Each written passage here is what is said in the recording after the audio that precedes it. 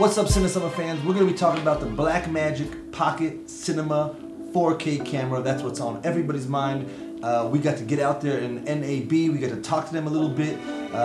Met a wonderful gentleman, a CineSummit fan named Anton, and flew him out there. He went to NAB and checked it out and got to sit and talk with the Blackmagic folks.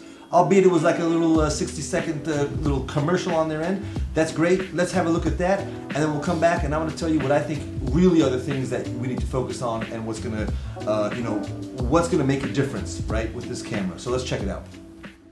I'm Dan May at the Blackmagic Design booth showing our Pocket Cinema Camera 4K. This is the successor to our very popular Pocket camera. Obviously it is an Ultra HD camera as well, but we've really done a lot and put a lot of work into this camera. Being able to come in at $12.95 price point, shipping in September, it's incredibly exciting. Being able to kind of tie in all the things that we've done over the last few years and put in the new Ursa OS into this camera, being able to do high frame rate Ultra HD, being able to have full-size HDMI, dual recording with CFast, SD cards, as well as recording out to USB-C. We're really pleased about this camera, showing it here at the first day at NAB, and you can find out more about this product at our website, www.blackmagicdesign.com. Okay, so there you go. You saw that. Obviously, it was just a quick little kind of here's the specs and whatnot. Obviously, being flooded with people. The interest on this camera is going through the roof. But for you, I thought I would be in a unique position to talk about it. I have the Blackmagic 4.6K Ursa Mini.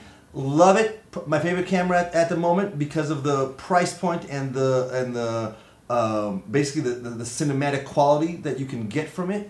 I think basically, you know, if you want to get something that rivals it, you're going to have to get into the Reds and into the Alexas.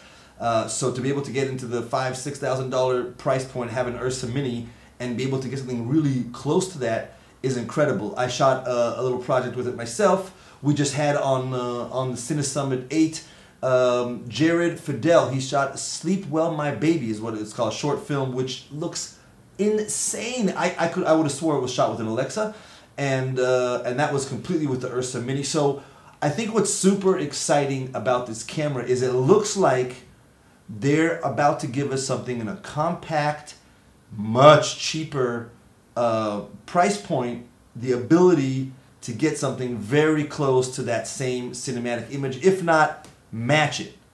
If I know them, it probably is going to match the look of the Ursa Mini 4.6K. And I say 4.6K specifically, they have a lot of Ursas. They got the big monster Ursa, they have the Ursa 4K, and they have the 4.6K.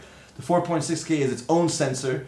It might be the same as the Ursa, the big one, but that one is their winner. That's the one where the skin tones are amazing, where the dynamic range is out of this world, and just in general, the cinematic quality that you get out of that is top notch. So that's why I'm excited specifically about this camera, because it looks like we're going to be able to finally get that in a cheaper price point.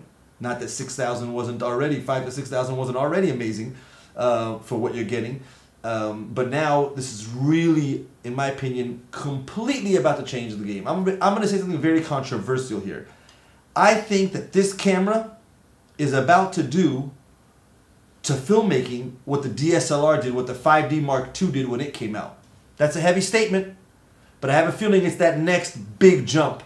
You know, all the camera manufacturers are going to be, their hands are being forced slowly to keep up with Blackmagic. There's no question about it that they're trying to revolutionize and twist everybody's arms into catching up and meeting their price point as well. So let's talk some specifics, why this thing is amazing. Off the bat, the first thing that's incredible about it is that in this package we're not gonna be sacrificing all those amazing codecs and formats and everything that you get, and the really high bit ranges and the 10-bit and all this kind of stuff. Disclaimer first before we continue. I am not the most technical guy, so I'm going to throw out some terms and terminologies that may be a little bit off, but I get the overall implications of all of it. So keep that in mind. Be easy on me when I mess things up as far as that's concerned. So this new camera, it's going to have all that, the RAW, it's going to have the 10-bit RAW, it's going to have compressed RAW, it's going to have the ProRes at really crazy high bit rates, also at 10-bit. I'm not sure what their 422, 444, which is all the color space stuff, which really matters as well, where it lands in there, because maybe 10-bit automatically means 422. You see what I'm saying? I'm not sure about all the little technical stuff, but I'm betting that it's going to have all that same stuff. From what I understood so far, it's got all those crazy codecs and formats that this monster Ursa Mini, and it's a mini, right? So imagine what the Ursa looked like. So that off the bat is insane. But there's a few things about this camera which I think is really going to change the game. But let me pull this guy off the shelf here. Okay, here we go. I got this bad boy, right? This is actually the first version. I have a Pro as well. You can see it's pretty big. If you just don't ignore the lens for a minute, this is a serious body here, right? And it's heavy, and it's got this guy that you got to pop out, which also is you know, takes up space.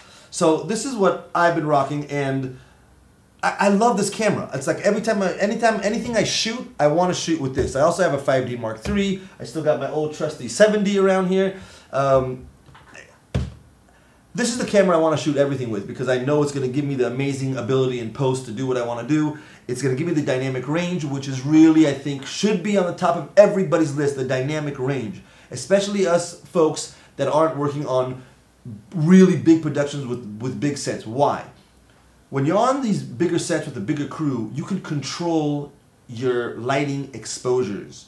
You have the equipment, you have the gear, you have the crew to help you balance bright areas and dark areas. You can add light to where you need, you can cut light when you need, etc., etc. You can't do that on run and gun. You can't do that with small crews. So the dynamic range should be way up there, specifically, believe it or not, for those that have the smaller crews. Obviously, the monster productions want that dynamic range so they can tweak in post. But it really is a lifesaver for run and gun and documentary. Imagine you're running and gunning, you find a great moment, you aim, you shoot, but the background's blown out because you had to expose what was most important. So with that dynamic range, it'll retain that.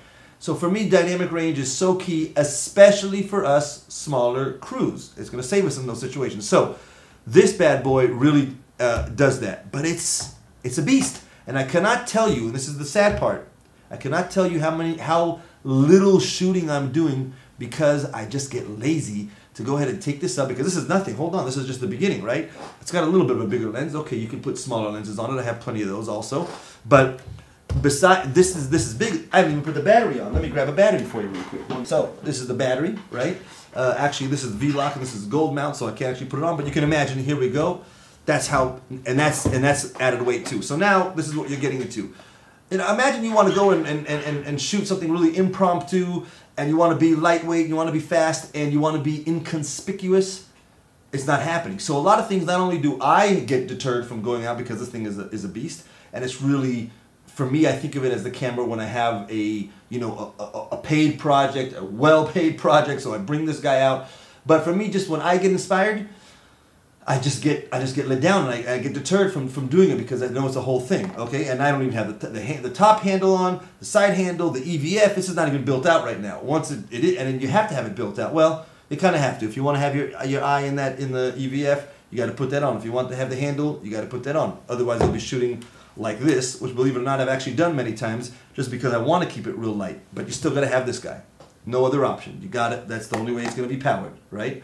So, in short, not light, not simple, but it's just an unbelievable camera. Okay, so now we're going to get into, obviously I don't have the camera, nobody does. Well, maybe some people do, but I'm just grabbing the 70 because, give or take, this is something like the size. It's probably obviously going to be a little bit longer, maybe even a little, probably not thicker, but it's, it's a DSLR, right? This is about the range of what the size is going to be. I mean, my goodness, you just put this in your pocket, you strap it on. You're right, we all have these, so we get it. Look at the difference, right? Look at the difference. So the exciting part about it is knowing that you're going to get something that's going to give you almost this quality, which I'm telling you, something really bold here, that you're competing with the Reds and the Ursas and the Alexas with this guy. So to know that what they're about to come out with is going to have that same kind of quality in post and what you're capturing in the camera, come on, this is insane. Now, here's where it gets really exciting. This guy here, as much as I love it, when I'm running and gunning, especially outdoors, I can't, it's hard to always see what's going on there. So, you got this guy here, right? Here's a little, this is a 5-inch small HD, one of their really first older ones, right? Look at the difference in the size between the back of this screen and this guy, right? This pretty much takes the entire back panel, and that's that small screen. So what do? We normally have this thing mounted like this, or however we want to do it, and then maybe we put it on a cage, and now we have a bigger screen where we can see the focus, and we have all the different waveforms and whatnot, and other things that you want on there to help with exposure. So this new Blackmagic Pocket 4K has this on the back. It's literally already there. That's crazy. So the only real big question for me is how well can you see that screen outdoors, right? That's going to be key. It doesn't tilt. You can't avoid the sun with the angle with that. That's another thing. So okay, tilting is probably kind of a big deal, right? And if you can't see it well in the sun, does it have an EVF? You guys comment at the bottom. I'm not sure if you can look into the thing. I'm guessing you probably can. That's a big deal. Okay, let's move on to a couple other things. Another big one. Now, you guys are aware of these specs because you've probably seen already 10, 15 videos about it, but I want to explain to you why it's such a big deal. So one of the big ones is their USB-C port, right? Okay. So you say, okay, that's cool. That's a nice little, added bonus, but it's a lot more than an added bonus. When I shoot with this guy, almost always I do not shoot with the highest capabilities because of the file sizes, right? So again, if it was a paid project, big project, had the budget, I would probably do it because I would allocate some funds to all the drives and whatnot, and everything would be fine. And it's a one-time thing. You edit it and you're on. But again, for us who like to make content a lot, and it's not a commercial that you have once a month or whatever it is, and you don't want to have a stack of hard drives, I choose the lower formats all the time because also these CFast, they cost a lot of money. So let's say I want to shoot in as high as quality as I can. If I shot in RAW, I might get like literally 10 minutes for a 128 gigabyte CFast card, which don't quote me on any of this on the details because I don't remember everything. Like for example, I don't know how much exactly a 128 gigabyte CFast card costs, but it's not cheap. It's in the hundreds, $200, $300, $400. I don't remember. It's been a while since I bought it. But the bottom line is it's quite expensive, and they fill up fast. And if you're out there really, on production and you just want to keep capturing things, it's not fun to go ahead and shoot and say, wait a minute, let me make sure, sometimes you just want to run and gun and roll for 20, 30 seconds and let things play out, and hopefully you'll get that moment, especially in doc kind of filmmaking. So imagine you're doing that, your card is going to fill up so fast. So I'm usually going on lower resolutions, definitely not RAW. I'm usually in ProRes at one of the higher bit rates or whatever, higher counts, higher quality forms of the ProRes, and that's where I settle in at. And I usually don't even shoot the 4.6K. I usually shoot like at the 2K or the Ultra HD 2.5K, whatever that is. Again, to save me some space, and that'll still give me about, I can't remember exactly, but maybe 30 minutes or so of a 128 gigabyte CFast card. Now, I love slow motion. Everybody loves slow motion. You want to shoot a lot of slow motion. Okay, you want to mix it in. You don't want to do everything slow motion, but you want to shoot a good deal of slow motion depending on what you're working on. And I want to shoot 120 frames. Now you're really going to eat up that card fast. So, knowing that you'll be able to have like a small, I'm just going to pick this because it's something small, just a little dongle thingy that I have here. But imagine this is a SSD that you have at home, and you can just plug that sucker in.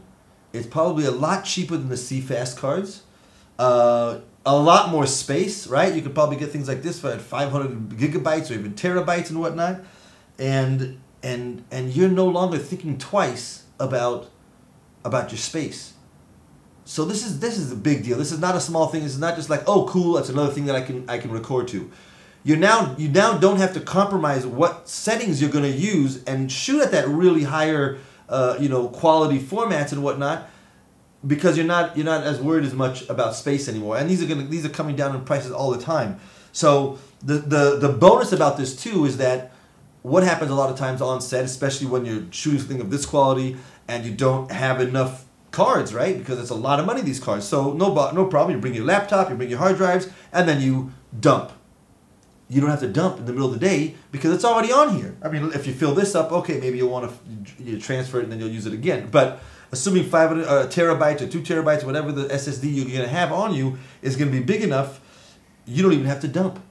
You literally can, if it's a client job, you can just hand them the SSD and you're gone. No transferring, no anything. So this is a big deal. But more importantly, for the first reason I said, is that you probably will not have to compromise on the quality that you're shooting in to save yourself on space, because you're forced to use cards, and the cards can only handle so much at a time, etc., etc., etc. They can only handle so much at a time because you only have so many of them, because they're very expensive. So that's a big deal.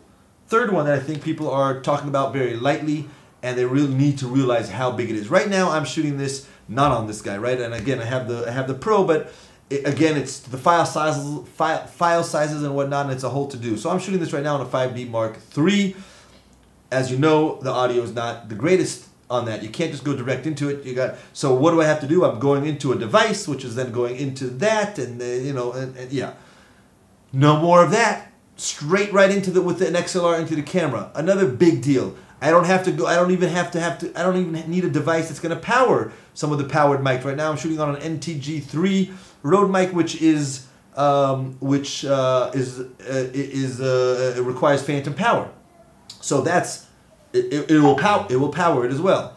Now, don't think this again. I'm sure you guys are aware of this already. That XLR input, but you got to realize what that means. What that means is that your rig isn't going to be building up and building up and building up. You don't need to now connect another one of these devices which the sound has to go to and then go into the camera. That's a big deal. No more of these extra pieces.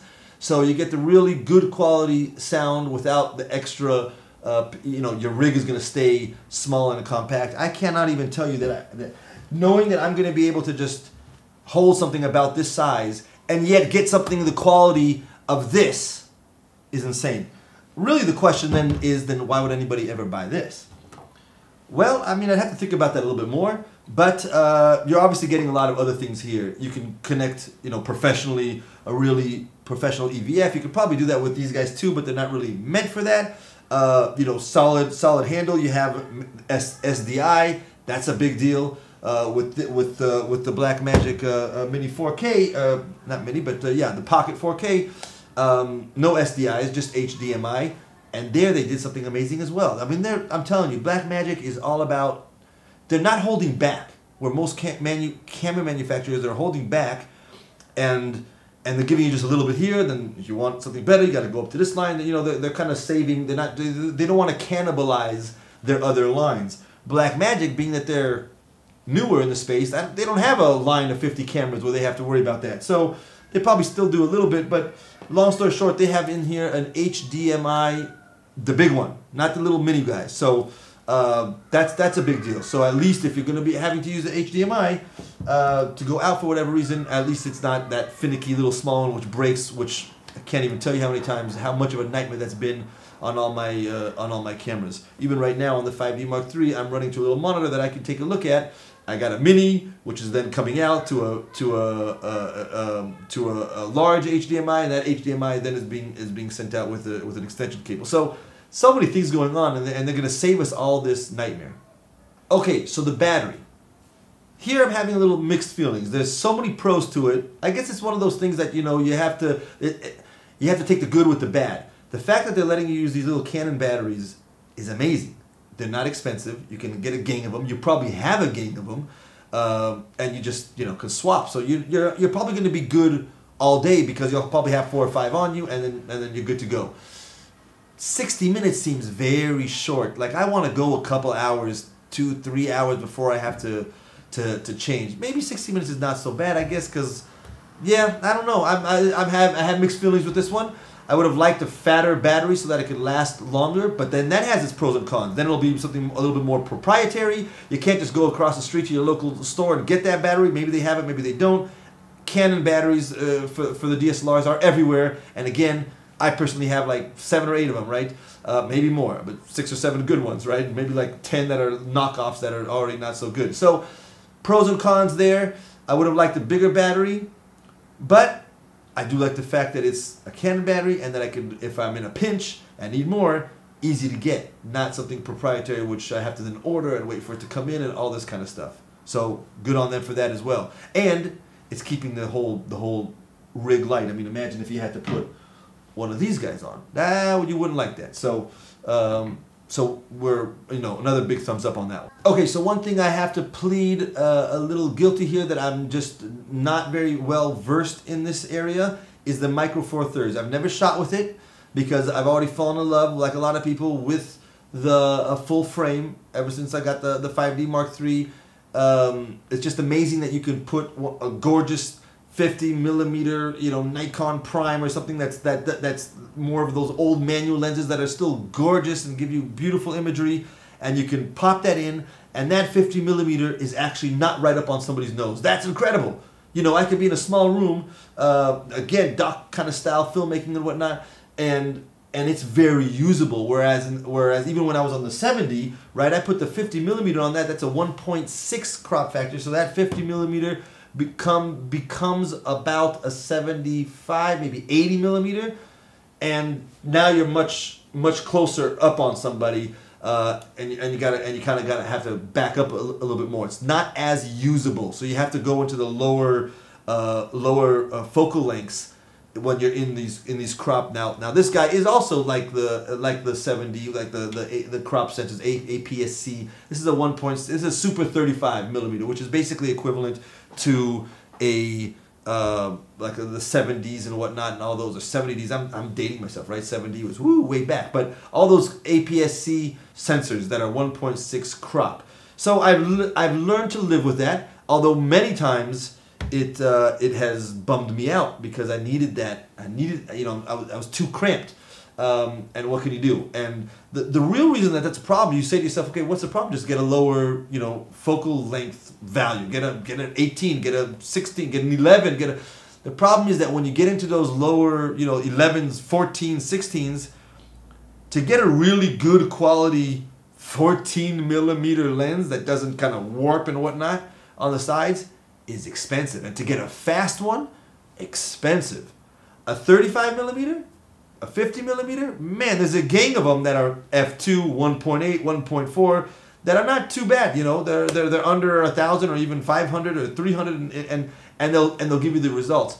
Try finding a really good fast 14 millimeter, because I like it fast so that I can get a good depth of field, right? I want that lower aperture to also for the low light, because again, documentary, run and gun kind of stuff. You never know what you're up against, and you don't have enough light, so you need to be able to open that thing up quite a bit to help you with the light.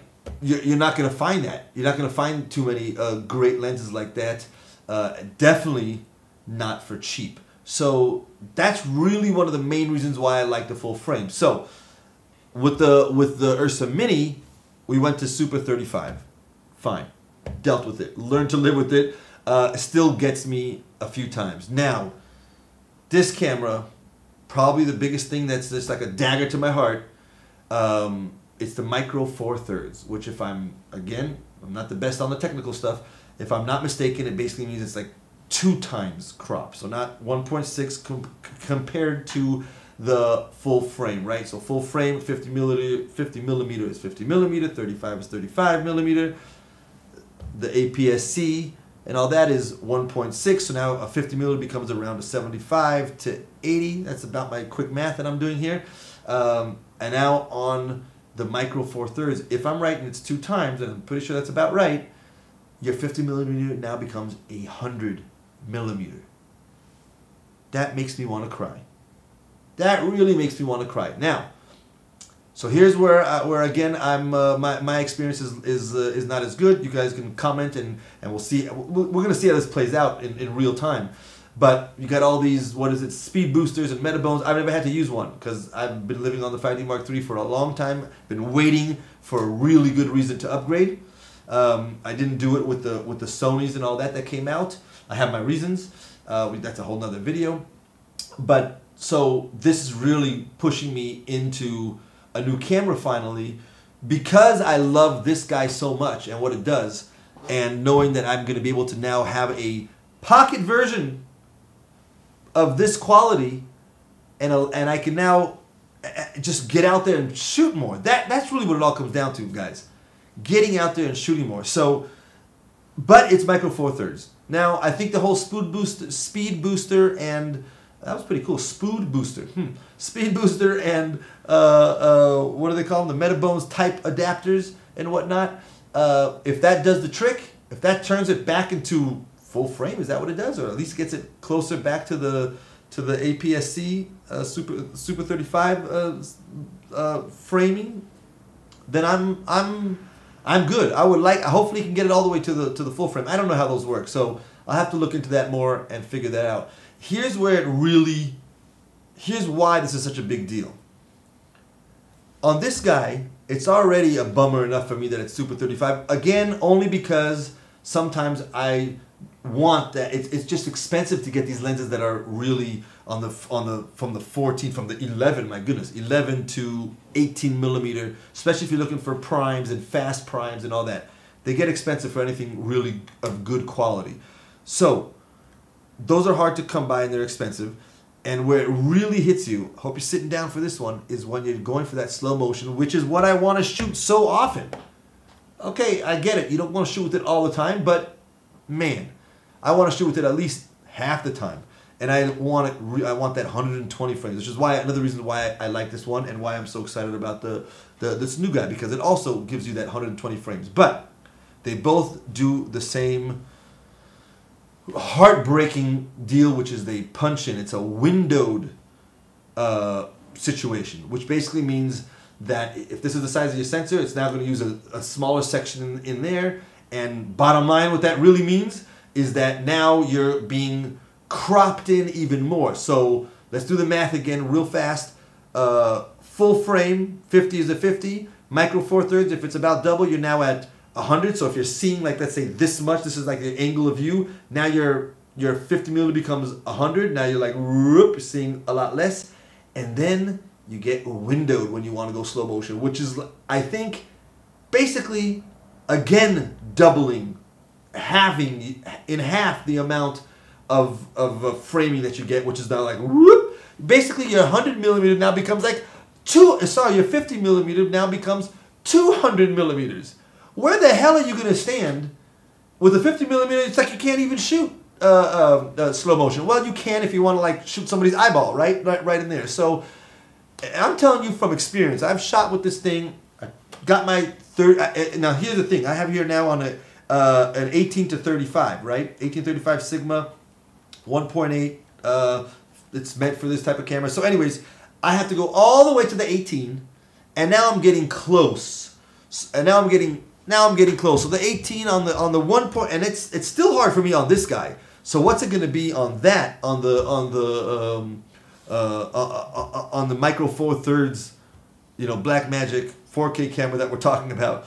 It's going to be rough to get. To get a wide slow motion shot. I mean, yeah, you're going to have to find yourself an 11 millimeter lens, and then you're going to be compromising on quality. It won't be so fast. And if you want a really good one, it's going to cost you $1 million. This is a dagger. This is a dagger to me. But again, everything I just said for the last few minutes could be just throw it all away, because maybe the Metabone stuff. The only thing that worries me about it is, am I losing any quality? What am I giving up basically by putting it on? Besides the extra size, I don't think it's gonna hurt the weight. But it's just more, just more side. Just going to push out the camera a little bit more of that little extra piece that you got to put in front. So, but what I really care about is, is there any going to be drop in quality? I plead my ignorance on this. I've never used them. Everybody else out there, help me out in the comments and let me know what you think about that. So that's the big dagger for me. Okay.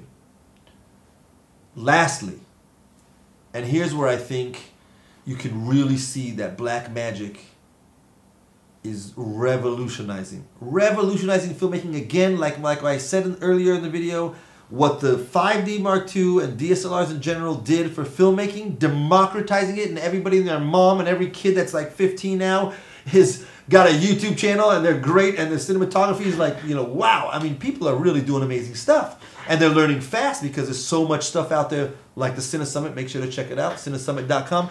So, you know, little quick plug there. Had to do it. What they're doing now with this camera, they're doing another big move, which I think is just, I think it's going to change the game. That's what I really think, that the whole game is about to change again because of their approach. They're giving you DaVinci Resolve Studio with this camera, with this $1,300 camera, $1,295, $1,300 camera. It's the studio version, so it's the full-blown version, and they've done something that I mean, I don't think everybody gets it. I don't think everybody has, I don't think it's really sunk in yet. They're giving you this studio package, and they've just updated it to include Fusion. And I'm not even sure what other stuff. What is it? Some other things that have to do with audio. You know, I'm not sure about it all. But Fusion, I do know a little bit about. Very little. But I understand it as conceptually what it means.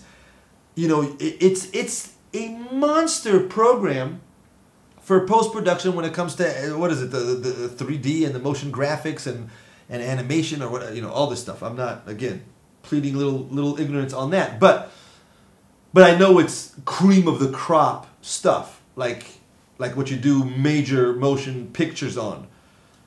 So we're talking for $1,300.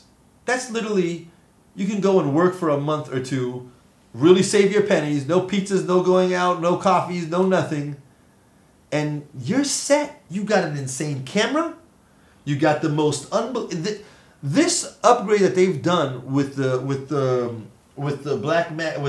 DaVinci 15, version 15 Studio, and packaging in Fusion, packaging in the insane audio capabilities, which I just saw a little bit. I don't know too much about it in detail. It's so impressive that I've been wanting to dabble with it for the color, because color is everything. I mean, if you can really dig into color, your work is going to be a whole nother thing. And the truth is that if you have something of this kind of power and the new cinema camera that's coming out, and if you have that power in your hands, really the big pro of having that camera is what you can do with it in post. So DaVinci as a color software, which is what it was to begin with, you got to dive into it. So now that they have it all kind of fully integrated within the same system, and having all these crazy post abilities with effects and motion graphics and 3D stuff, I'm really showing my ignorance with it because I don't focus on editing too much, but I'm fully about to commit myself to whenever I drag and drop something in from now on, I'm not going to be dragging it into Premiere as much, I don't believe. Again, I'm not an editor, I don't focus on editing, but I'm pretty sure that for what I do, I'm going to start, my go-to is going to start being DaVinci 15, because it's the future. If you don't see that, I mean, yeah, I'm pretty sure. I'm pretty sure that that's going to be the move. I'm also betting on them perfecting it. So if somebody comes out and say, hey, but Premiere has this, and Final Cut can do that, and Final Cut X can do that, it's got all these features. The way Blackmagic is thinking, I'm quite confident that if there's anything that needs to be tweaked about it so that it can catch up to whatever features Premiere and these other guys have, they're going to work on it. And yes, I'm not getting paid for this. I'm saying all this because you, the viewer, I believe, I want to make sure that you're understanding all the implications of what this camera and what the software can do, and the price point, and just the steps that they're making. One last thing that they have done, it just popped into my head, so I'm going to throw it out there real quick. One of the big things that this is a huge hit with these cameras is their low light is really, yeah, it ain't good. It ain't good at all. Okay, again, for big productions, you're pretty much going to have that covered for the most part. But with this guy, I don't really know what all that means, the dual ISOs or something like that, and blah, blah, blah. You can go up to 25,000 or 20, you know, whatever. Let's see how good it is. But if it's just decently good, like it doesn't have to be A7S2, right? You know, see it at in the complete darkness good. But if it can give you a clean shots and you can get up to like 32 or 6400 ISO, I think that's more than enough. If it's still clean at those rates, that's it. It's game over. I mean, okay, you know, look, there's no one camera that fits all. It's still a tiny thing, and it's still not meant for, like, you know, a lot of massive stuff. Like I said, it doesn't have SDIs. That's already a big deal. But the fact that it has what it does have and everything that I've mentioned up till now, I think is going to be a game changer, and I urge you to really consider it as a potential piece of gear for yourself, for the reasons to help you in your filmmaking, right? Not just to get another thing in your lineup.